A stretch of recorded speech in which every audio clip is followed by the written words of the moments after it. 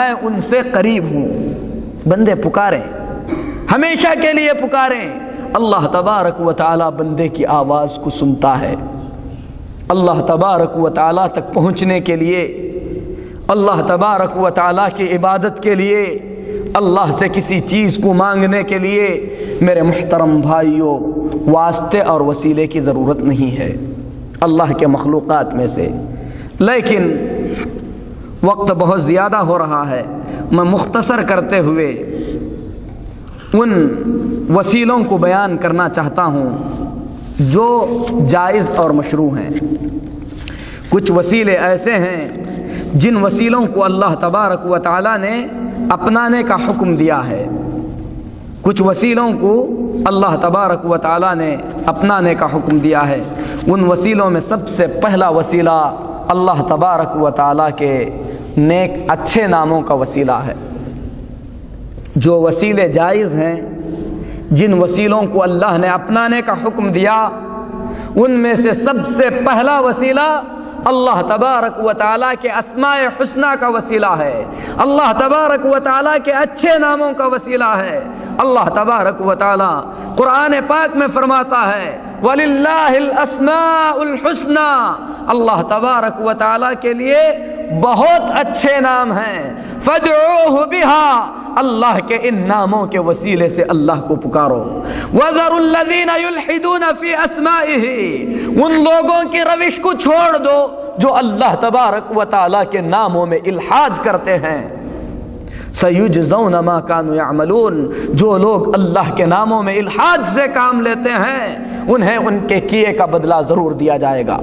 یہاں پر اللہ تبارک و تعالیٰ نے اپنے ناموں کے وسیلے سے پکارنے کا اپنے بندوں کو حکم دیا ہے، اور ان لوگوں کی روش سے دور رہنے کو کہا ہے جو لوگ اللہ کے نام میں الحاد کرتے ہیں. اللہ کے نام میں الحاد کرنے والے کئی طریقے کے ہیں. کچھ لوگ ایسے ہیں جو اللہ کے ناموں کا انکار کرتے ہیں، یہ بھی الحاد ہے.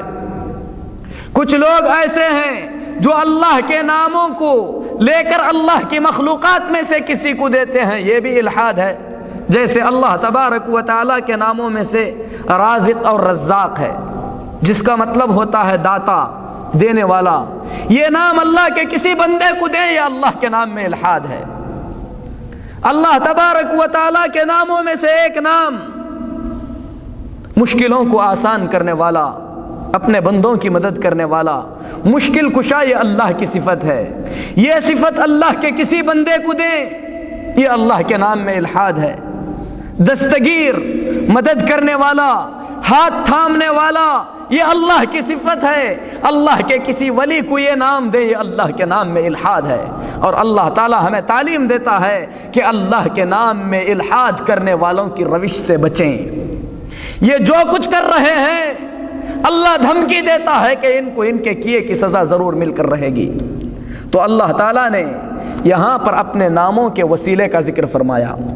اللہ کے ناموں کا یہ وسیلہ اللہ کے انبیاء میں سے تقریباً تمام انبیاء نے اپنایا ہے. حضرت ایوب علیہ السلام نے اللہ کے ناموں کا وسیلہ لیتے ہوئے اللہ سے دعا کرتے ہوئے فرمایا تھا انی مسنی الضر.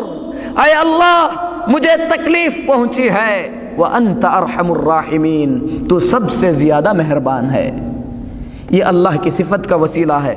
رحمت کی صفت کا وسیلہ دے کر ایوب علیہ السلام نے دعا کی. اللہ تعالیٰ نے ایوب علیہ السلام کی پہنچی ہوئی تکلیف کو دور کر دیا. اللہ کے انبیاء اللہ تبارک و تعالیٰ کے ناموں کے وسیلے سے پکارتے تھے. یہ جھوٹ ہے اور سراسر جھوٹ ہے کہ آدم علیہ السلام نے اللہ کے نبی کا وسیلہ دے کر اللہ سے دعا کی تو اللہ نے ان کے گناہوں کو معاف کر دیا. یہ نہ قرآن سے ثابت ہے، نہ نبی کریم صلی اللہ علیہ وسلم کی احادیث سے ثابت ہے. یہ شیطان کی وحی ہے جو شیطان نے اپنے اولیاء پر کیا، اور ان لوگوں نے اللہ کے بندوں میں اس جھوٹ کو عام کر دیا. اللہ تبارک و تعالیٰ نے آدم علیہ السلام کی دعا کا ذکر قرآن پاک میں فرمایا. قالا ربنا ظلمنا انفسنا.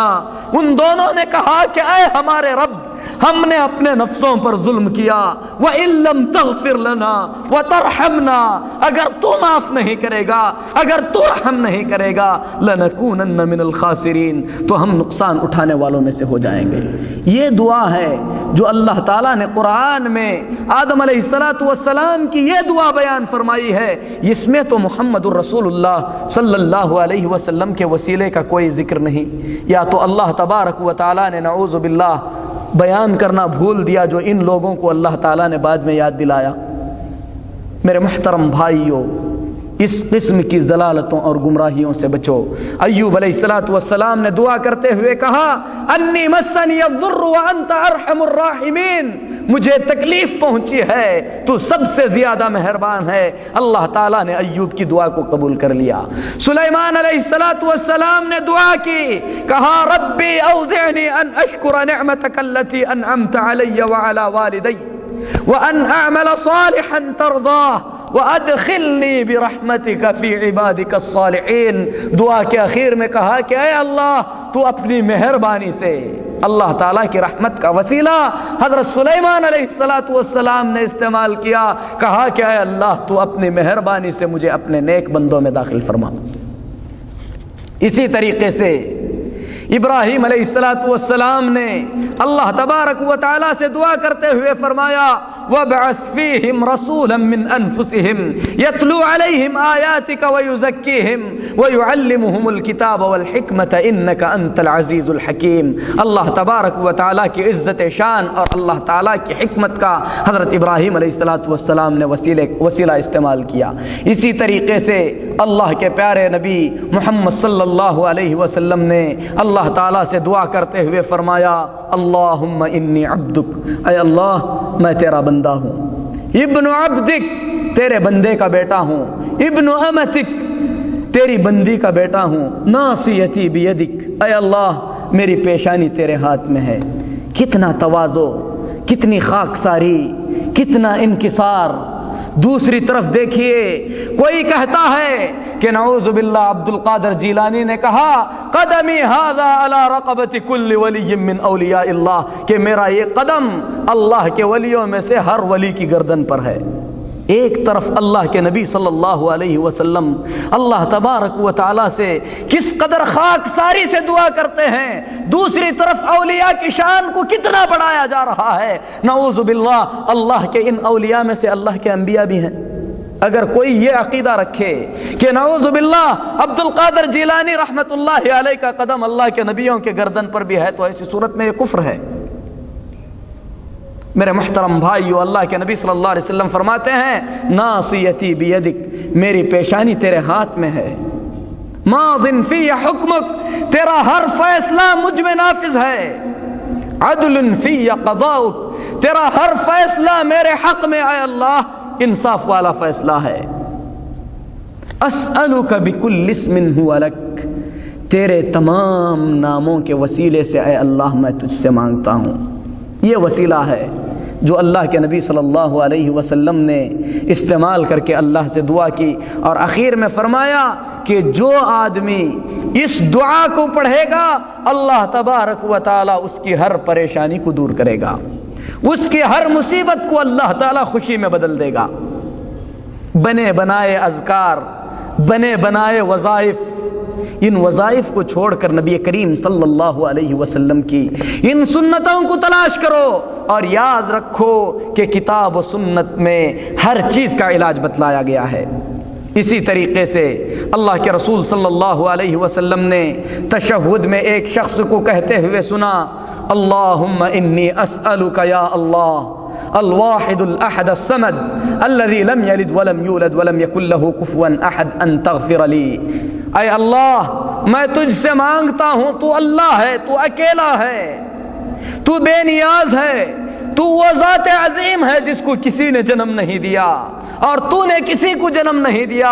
اے اللہ ان تمام ناموں کے وسیلے سے میں تجھ سے مانگتا ہوں کہ تو میری مغفرت فرما دے۔ نبی کریم صلی اللہ علیہ وسلم نے بشارت دی کہ اس کے گناہ معاف کر دیے گئے ہیں۔ کون سا وسیلہ انہوں نے اپنایا؟ اللہ کے کس نیک بندے کو انہوں نے وسیلے کے طور پر اپنایا؟ اللہ کے ناموں کا وسیلہ تھا جو اللہ کے اس بندے نے استعمال کیا۔ نبی کریم صلی اللہ علیہ وسلم نے بشارت دی کہ اس کی مغفرت ہو گئی، قد غفر لہ قد غفر لہ، اس کی مغفرت ہو گئی، اس کی مغفرت ہو گئی۔ 2 مرتبہ نبی کریم صلی اللہ علیہ وسلم نے بشارت دی۔ اور اطمینان رکھو کہ جو بھی حدیث اس محفل میں بیان کی جائے گی انشاءاللہ صحیح احادیث میں سے ہوگی۔ تو میرے محترم بھائیو، سب سے پہلا وسیلہ اللہ کے ناموں کا وسیلہ ہے۔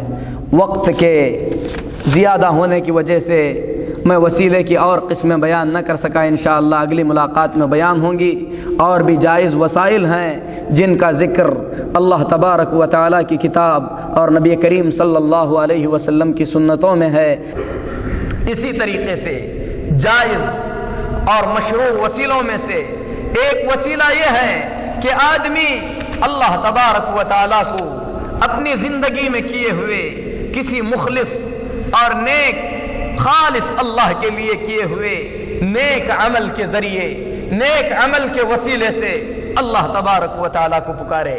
قرآن مجید میں اس قسم کے وسیلے کو بڑی کثرت سے بیان کیا گیا ہے۔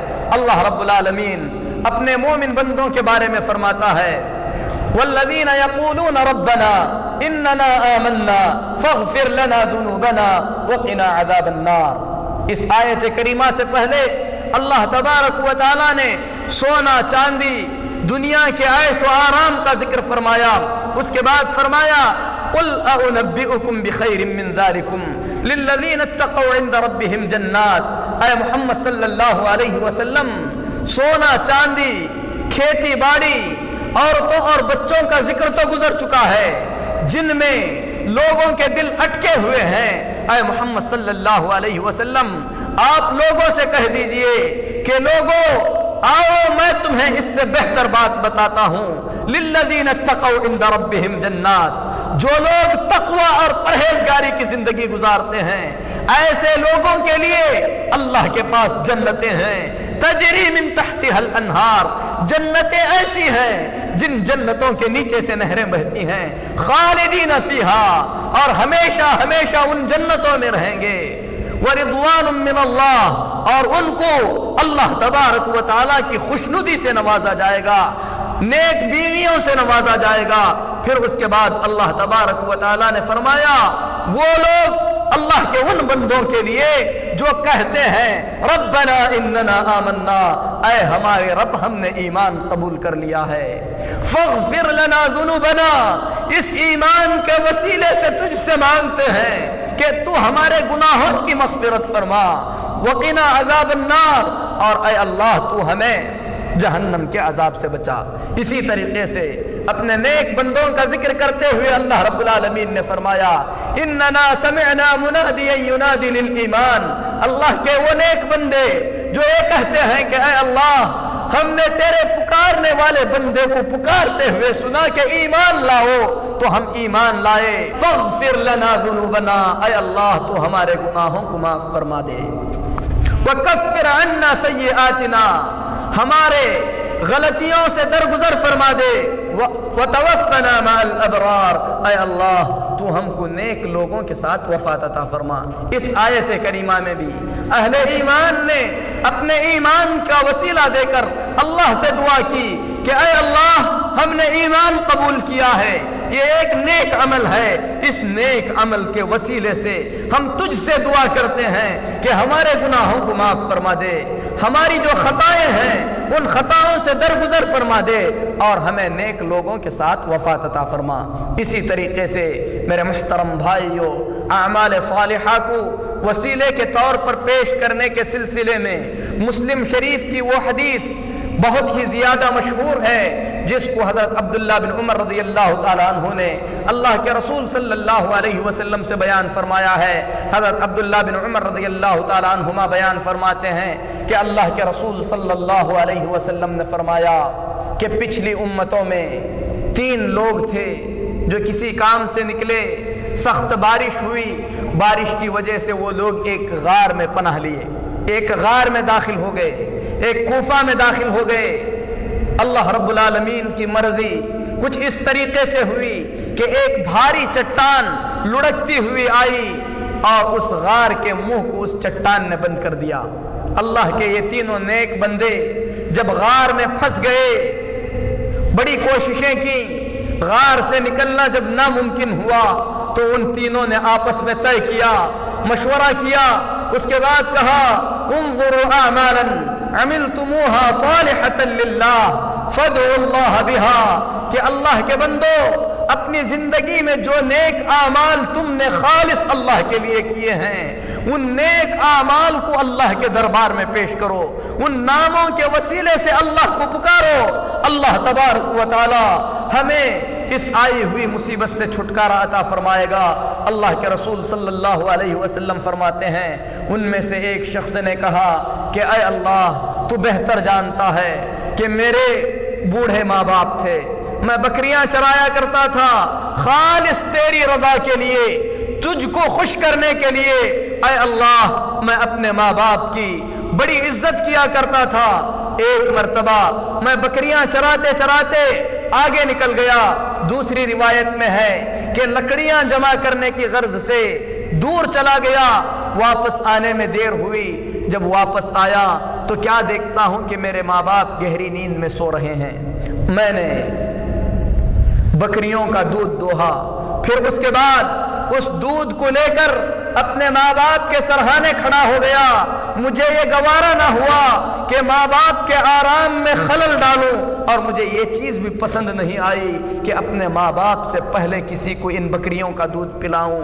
اے اللہ تو بہتر جانتا ہے کہ میرے چھوٹے چھوٹے بچے میرے پیروں کو پکڑ کر بلک رہے تھے، لیکن اے اللہ میں نے صرف تجھے راضی کرنے کے خاطر اپنے ماں باپ سے پہلے اپنے بچوں کو دودھ نہیں پلایا، اور یہ بھی گوارا نہیں کیا کہ اپنے ماں باپ کو جگاؤں، یہاں تک کہ دودھ کا کٹورا ہاتھ میں لیے لیے صبح ہو گئی۔ جب میرے ماں باپ جاگ گئے تو اے اللہ میں نے ان کو دودھ پلایا، پھر اس کے بعد اپنے بیوی بچوں کو دودھ دیا۔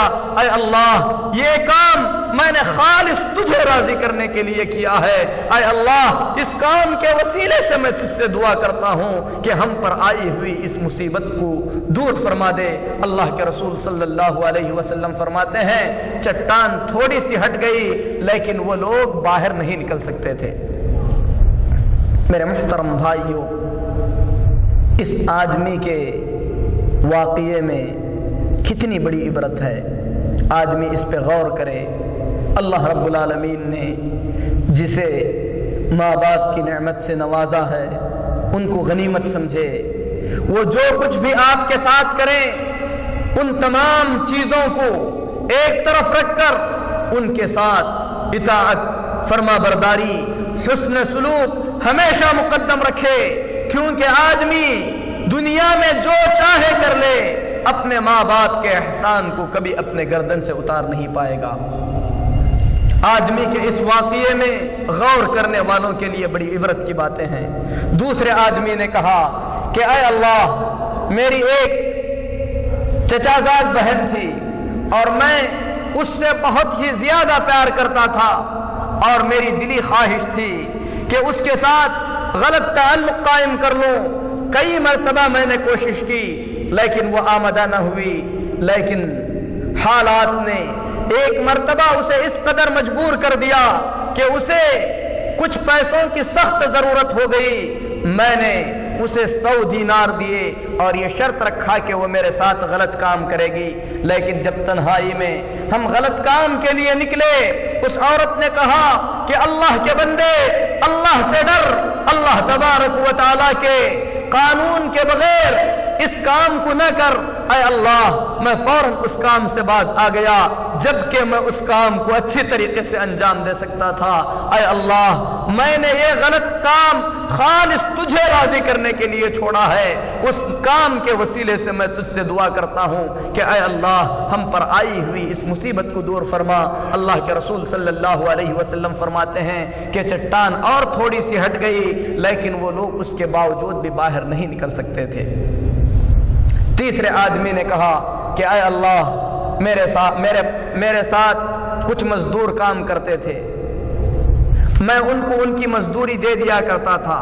ایک مزدور اپنی مزدوری لیے بغیر میرے پاس سے چلا گیا، کافی عرصے کے بعد وہ شخص میرے پاس آیا. بعض روایات میں ہے کہ وہ مزدور اس آدمی کے پاس تھوڑا سا چاول چھوڑا تھا. اللہ کے رسول صلی اللہ علیہ وسلم فرماتے ہیں کہ جب مزدور میرے پاس آیا, اس نے مزدوری کا مطالبہ کیا. میں نے کہا کہ یہ بکریوں اور گائیوں کا جو ریوڑ تجھے دکھ رہا ہے اور یہ بہت سارے غلام جو تجھے نظر آ رہے ہیں, یہ تیری مزدوری کے ہیں. اس آدمی نے کہا کہ اے اللہ کے بندے, میرے ساتھ مذاق نہ کر, میری جو مزدوری ہے مجھے واپس کر دے. میں نے اسے سمجھایا کہ تیرے چھوڑے ہوئے چاول کو میں نے تجارت میں لگائے, اللہ تبارک و تعالیٰ نے برکت عطا فرمائی, بکریوں کا ریوڑ ہو گیا, گائے کا ریوڑ ہو گیا, جس سے بہت سارے غلام خریدے گئے. یہ سب کا سب تیری مزدوری سے کمایا ہوا ہے, اس میں سے جو تجھے پسند آئے لے جا. اللہ کے رسول صلی اللہ علیہ وسلم فرماتے ہیں کہ اس مزدور نے اس آدمی کا سارا مال لے لیا. اس شخص نے ذرہ برابر بھی کسی طریقے کی مروت نہیں دکھلائی اور اس آدمی نے اس پر اعتراض بھی نہیں کیا. اس آدمی نے اپنے اس نیک عمل کو اللہ کے دربار میں پیش کر کے کہا کہ اے اللہ, یہ نیک کام میں نے خالص تجھے راضی کرنے کے لیے کیا ہے. اس کام کے وسیلے سے میں تجھ سے دعا کرتا ہوں کہ اے اللہ ہمیں اس مصیبت سے نجات عطا فرما. رسول اللہ صلی اللہ علیہ وسلم فرماتے ہیں کہ چٹان مکمل طور پر ہٹ گئی اور یہ لوگ سلامتی کے ساتھ اس چٹان سے نکل آئے. یہ مسلم شریف کی روایت ہے. اس روایت میں میرے محترم بھائیوں, بنی اسرائیل کے ان 3 آدمیوں کا ذکر کیا گیا ہے جنہوں نے اپنی دعا میں اللہ کے دربار میں اپنے اعمال صالحہ کو بطور وسیلے کے پیش کیا تھا. تو یہ دوسرا وسیلہ ہے جو مشروع اور جائز وسیلہ ہے. پہلا وسیلہ اللہ تبارک و تعالیٰ کے ناموں کا وسیلہ ہے. دوسرا جائز وسیلہ اپنے نیک اعمال کا وسیلہ ہے جو آدمی نے اپنی زندگی میں کیا ہے. آدمی جب دعا کرے اللہ رب العالمین سے اس طریقے سے کہہ سکتا ہے کہ اے اللہ, میں نے تیرے بھیجے ہوئے دین کو قبول کیا ہے, تیرے نبی پر ایمان رکھتا ہوں, میں فلاں نیک عمل کیا ہوں, اس نیک عمل کے وسیلے سے تجھ سے دعا کرتا ہوں کہ میری حاجت کو پوری فرما دے. تو اللہ رب العالمین ضرور اس کی حاجت کو پوری فرمائے گا. اسی طریقے سے میرے محترم بھائیوں, اللہ تبارک و تعالیٰ نے جن وسیلوں کو جائز قرار دیا ہے ان وسیلوں میں سے ایک وسیلہ یہ ہے کہ آدمی دنیا کے اندر جس آدمی کو نیک سمجھتا ہے اسے دعا کرنے کے لیے کہے. کسی نیک آدمی کی جو زندہ ہے, اس کی بات کو سنتا ہے, اس کے حق میں دعا کر سکتا ہے, اسے دعا کرنے کے لیے کہے. یہ جائز وسیلہ ہے. اور اس سلسلے میں صحابہ کرام رضوان اللہ علیہم اجمعین کے کئی آثار موجود ہیں. ان میں سب سے مقدم اللہ کے رسول صلی اللہ علیہ وسلم کی مبارک ہستی ہے جن سے آپ صلی اللہ علیہ وسلم کی حیات طیبہ میں دعا کروائی گئی. حضرت عبداللہ بن عباس رضی اللہ تعالیٰ عنہ بیان فرماتے ہیں کہ اللہ کے رسول صلی اللہ علیہ وسلم خطبہ جمعہ میں تھے, جمعہ کا خطبہ دے رہے تھے. ایک اعرابی دوڑتا ہوا آیا, کہا کہ اے اللہ کے رسول صلی اللہ علیہ وسلم, خشک سالی کی وجہ سے جانور مر رہے ہیں, راستے سوکھ چکے ہیں, پانی کی بڑی سخت ضرورت ہے, اللہ سے دعا کیجئے کہ اللہ تبارک و تعالی بارش نازل فرمائے. حضرت عبداللہ بن عباس رضی اللہ تعالیٰ عنہ فرماتے ہیں رسول اللہ صلی اللہ علیہ وسلم نے اپنے مبارک ہاتھوں کو اٹھایا, پھر اس کے بعد اللہ تبارک و تعالیٰ سے دعا کی. عبداللہ بن عباس رضی اللہ تعالیٰ عنہ قسم کھا کر فرماتے ہیں اللہ کی قسم, آسمان میں دور دور تک بادل کا کوئی ٹکڑا نظر نہیں آ رہا تھا. رسول اللہ صلی اللہ علیہ وسلم نے دعا فرمائی, چاروں طرف سے بادل امڑ آئے, پھر اس کے بعد بڑی تیزی کے ساتھ بارش ہونے لگی. بارش 1 ہفتے تک چلتی رہی, یہاں تک کہ دوسرے ہفتے وہی شخص یا دوسرا شخص آیا, کہا کہ اے اللہ کے رسول صلی اللہ علیہ وسلم, بارش کی کثرت کی وجہ سے راستے بند ہو چکے ہیں, بہت ہی زیادہ ہلاکت اور تباہی ہو رہی ہے, اللہ سے دعا کیجئے کہ تبارک و تعالی بارش کو روک لے۔ رسول اللہ صلی اللہ علیہ وسلم نے اپنے دست مبارک کو اٹھایا، فرمایا اللہم حوالینا لا علینا، اے اللہ ہمارے اطراف و اکناف وادیوں پر، پہاڑیوں پر بارش نازل فرمانا۔ حضرت عبداللہ بن عباس رضی اللہ تعالیٰ عنہ فرماتے ہیں کہ مدینے کے اطراف بادل چھٹ گئے، مدینے کے اندر سورج کی روشنی نظر آنے لگی، لیکن چاروں طرف بادل اسی طریقے سے تھے اور برس رہے تھے۔ تو یہ رسول اللہ صلی اللہ علیہ وسلم کی مبارک زندگی میں آپ سے دعا کروائی گئی، آپ صلی اللہ علیہ وسلم کی دعا سے اللہ تبارک و تعالیٰ نے بارش نازل فرمایا۔ اسی طریقے سے میرے محترم بھائیوں، رسول اللہ صلی اللہ علیہ وسلم کی وفات طیبہ کے بعد مدینے میں پھر ایک مرتبہ قحط پڑ گیا۔ حضرت عمر بن خطاب رضی اللہ تعالیٰ عنہ کا عہد خلافت تھا۔ حضرت عمر رضی اللہ تعالیٰ عنہ نے حضرت عباس رضی اللہ تعالیٰ عنہ کو بلایا، پھر اس کے بعد کہا کہ اے عباس دعا کیجئے کہ اللہ تبارک و تعالیٰ بارش نازل فرمائے۔ حضرت عباس رضی اللہ تعالیٰ عنہ نے دعا کی تو میرے محترم بھائیوں بڑی تیزی کے ساتھ بارش نازل ہونے لگی۔ حضرت عمر رضی اللہ تعالیٰ عنہ کے اس قصے میں آدمی غور کرے کہ حضرت عمر رضی اللہ تعالیٰ عنہ نے رسول اللہ صلی اللہ علیہ وسلم کی وفات طیبہ کے بعد اللہ کے رسول صلی اللہ علیہ وسلم کی مبارک ذات سے یا آپ کی قبر شریف سے یا آپ صلی اللہ علیہ وسلم کی ذات سے وسیلہ نہیں لیا۔ حضرت عمر رضی اللہ تعالیٰ عنہ نے دعا میں یہ نہیں کہا کہ اے اللہ ہم تیرے نبی کے وسیلے سے دعا کرتے ہیں، بلکہ حضرت عمر رضی اللہ تعالیٰ عنہ نے فرمایا کہ اے اللہ جب تیرے نبی تھے، تیرے نبی کے وسیلے سے ہم دعا کرتے تھے، اب تیرے نبی کے چچا عباس رضی اللہ تعالیٰ عنہ کے وسیلے سے دعا کرتے ہیں کہ اے اللہ بارش نازل فرما۔ حضرت عباس رضی اللہ تعالیٰ عنہ نے دعا کی تو یہاں پر جو وسیلہ لیا گیا وہ حضرت عباس رضی اللہ تعالیٰ عنہ کی ذات کا نہیں بلکہ حضرت عباس رضی اللہ تعالیٰ عنہ کی دعا کا تھا۔ اسی طریقے سے امیر معاویہ رضی اللہ تعالیٰ عنہ کے زمانے میں قحط پڑا، حضرت امیر معاویہ رضی اللہ تعالیٰ عنہ نے یزید الجرشی کو کہا قم یا بکا، اے رو رو کر دعا کرنے والے اٹھو، اللہ رب العالمین سے دعا کرو کہ اللہ بارش نازل فرمائے۔ یزید الجرشی رحمت اللہ علیہ نے دعا کی۔ میرے محترم بھائیوں بڑی کثرت سے بارش نازل ہوئی۔ صحابہ کرام رضوان اللہ علیہم اجمعین کی زندگی میں اس طریقے سے نیک لوگوں کی دعا سے ان کی زندگی میں دعا کرانا یہ بڑی کثرت سے ثابت ہے۔ اس سلسلے میں اللہ کے رسول صلی اللہ علیہ وسلم کی ایک حدیث بھی ہے لیکن حدیث صحیح نہیں ہے کہ حضرت عمر رضی اللہ تعالیٰ عنہ سفر پہ جا رہے تھے، اللہ کے رسول صلی اللہ علیہ وسلم نے حضرت عمر رضی اللہ تعالیٰ عنہ کو الوداع کرتے ہوئے فرمایا لا تنسنا فی دعائک یا اخی، اے میرے چھوٹے بھائی اپنی نیک دعاؤں میں ہمیں نہ بھولنا۔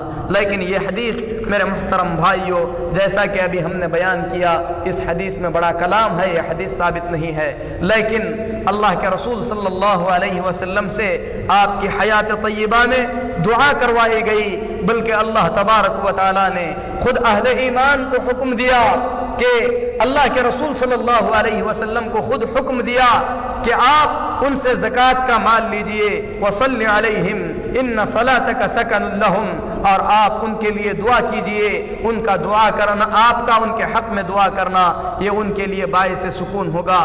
اسی طریقے سے اللہ تبارک و تعالیٰ نے منافقین کے سلسلے میں جنہوں نے غزوے سے دور رہ کر اللہ کے رسول صلی اللہ علیہ وسلم کی نافرمانی کی، اللہ رب العالمین نے فرمایا وَلَوْ أَنَّهُمْ إِذْ ظَلَمُوا أَنفُسَهُمْ ثُمَّ جَاءُوكَ فَاسْتَغْفَرُوا اللَّهَ وَاسْتَغْفَرَ لَهُمُ الرَّسُولُ لَوَجَدُوا اللَّهَ تَوَّابًا رَحِيمًا۔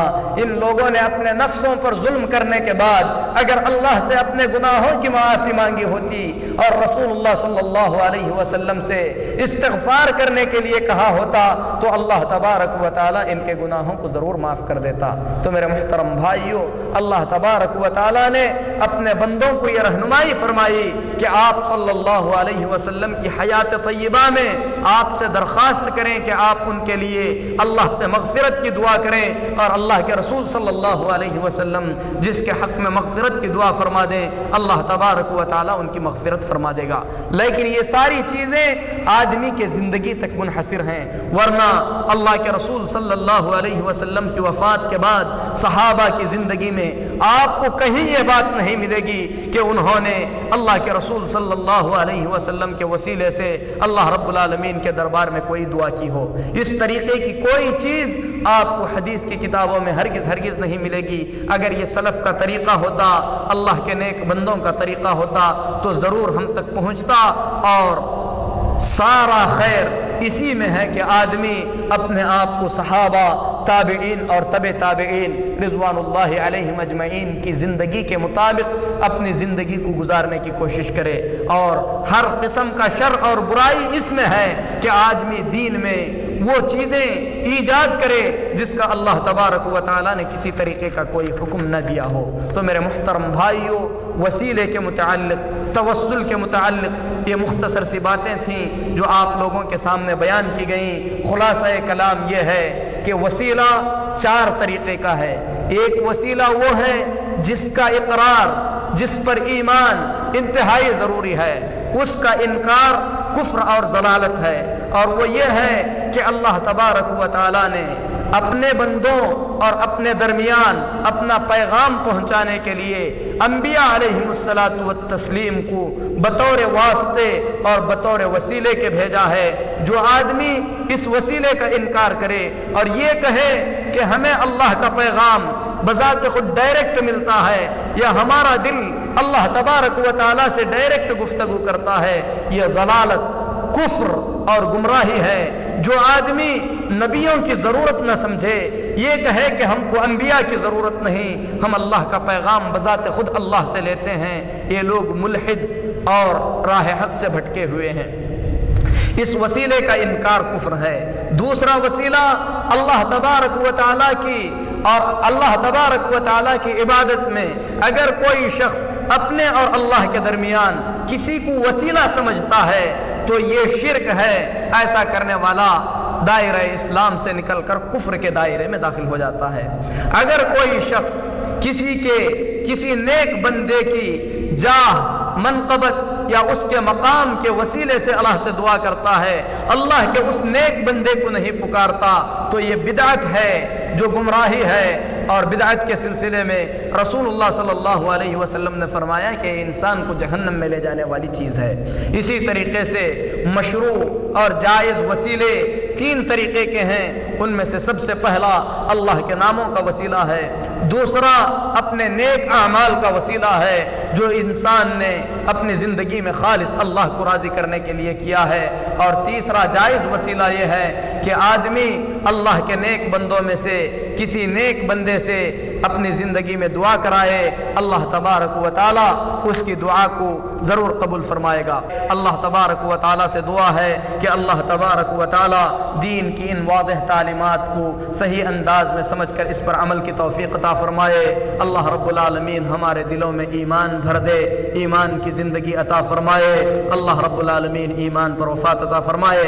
اقول قولی ھذا واستغفر اللہ لی ولکم ولسائر المسلمین فاستغفروہ انہ هو الغفور الرحیم۔